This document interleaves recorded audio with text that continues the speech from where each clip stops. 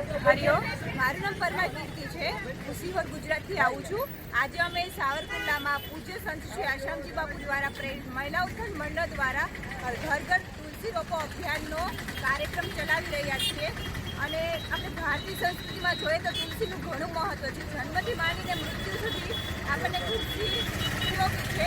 અને કોરોના કાળ બાદ પણ આજે તુલસીનો ખૂબ ઉપયોગ કરવામાં આવે છે. આપણું સ્વાસ્થ્ય જોઈએ અથવા તુલસીને એક પવિત્ર છોડ તરીકે પણ આપણે બધા છોડોમાં તુલસી એક પવિત્ર છોડ તરીકે પણ ગણવામાં આવે છે. તો આજે અમે ઘર ઘર તુલસી રોપો અભિયાનમાં આજે સાવરકુંડલા, અમરેલી, સિહોર, પાલિતાણા દરેક જગ્યાએ આજે વિશ્વભરમાં મહિલા ઉત્થાન મંડળની બહેનો દ્વારા ઘર ઘર તુલસી રોપો અભિયાન ચાલી રહ્યું છે. આ સંદર્ભમાં લોકોનો પ્રતિસાદ કેવો મળે છે આપને? લોકોને અમે તુલસીના રોપ દેવા જઈએ તો લોકોને પણ કહે છે કે કોના દ્વારા થાય છે, તો અમે બાપુનું નામ દઈએ તો પણ કહે છે કે ના, બહુ ખૂબ સરસ સેવા તમે કરી રહ્યા છો. ને આજે દરેકના ઘરમાં એક તુલસીનો છોડ હોવો ખૂબ જરૂરી છે, જેનાથી ઓક્સિજન અને સારી એક ઉર્જા આપણને પ્રાપ્ત થાય છે.